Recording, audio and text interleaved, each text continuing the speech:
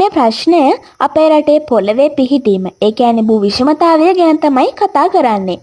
මේක විභාගයට නිතරම අහන පාඩමක්. අපි බලමු මේ ප්‍රශ්නයේ කොටස් තුනට උත්තර ලියන ගමන් විෂය කරුණු මතක් කරගන්න කොහොමද කියලා.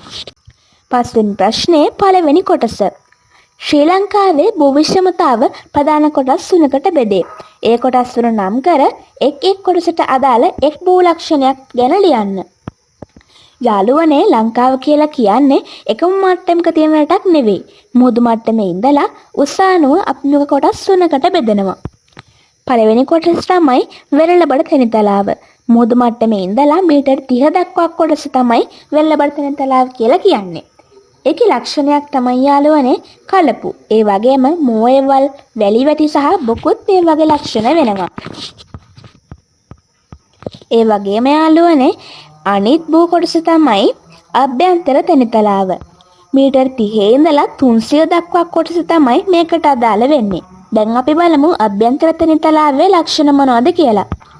ශේෂකඳු සහ හෙල්වැටි. ශේෂකඳු කියලා කියන්නේ ඉතිරි වෙච්ච කඳුනේ. ශ්‍රීගිරිය, දඹුල්ල අන්න ඒවට උදාහරණ වෙනවා. භූ විෂමතාවයේ අනිත් කොටස තමයි යාළුවනේ මධ්‍යම කඳුකරය. මීටර් 300ට වඩා වැඩි උස තමයි මධ්‍යම කඳුකරය කියලා හඳුන්වන්නේ.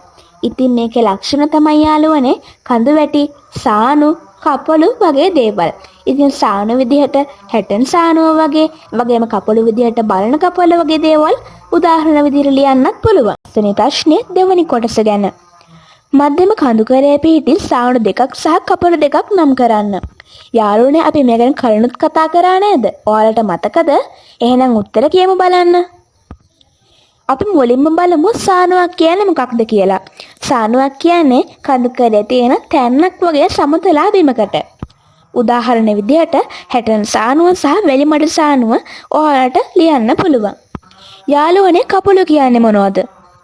කඳු දෙකක් අතරින් යන්න තියෙන පහත් බිම හේවත් පටු මාර්ගය තමයි යාළුවනේ කපොල්ලක් කියලා කියන්නේ. ඉස්සර අපේ රජවරු මෙම පාවිච්චි කළා ආරක්ෂක උපක්‍රම විදිහට. යාළුවනේ, මොනවාද මේකට උදාහරණ? ඔව්, බලන කපොල්ල, ගලගෙදර කපොල්ල, නැත්නම් කඩු ගන්නාව කපොල්ල මේවට උදාහරණ දිහා ලියන්න පුළුවන්. පස්වෙනි ප්‍රශ්නයේ තුන්වෙනි කොටස තමයි මධ්‍යම කඳුකරයේ ආර්ථික වැදගත්කම කරුණු තුනක් ඇසුරෙන් පැහැදිලි කරන්න. යාළුවනේ, කඳුකරය කියලා කියන්නේ ලංකාවේ තියෙන ප්‍රධානතම භූ විෂමතාවක්. ඉතින් අපිට මේක කොටස් කීපයකට පැහැදිලි කරන්න පුළුවන්.